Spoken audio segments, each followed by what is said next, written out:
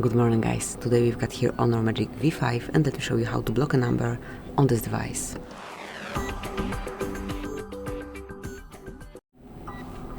So at first, enroll your phone dialer, then mark more icon and select settings. Here you will notice blocked numbers, and now you can smoothly add a number by tapping on add a number.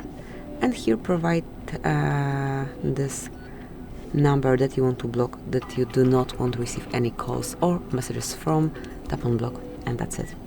So this is how we can block annoying or unwanted numbers. It's super useful feature.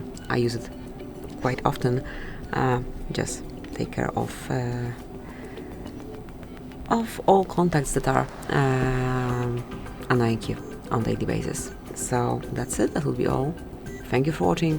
Please subscribe our channel and leave the thumbs up.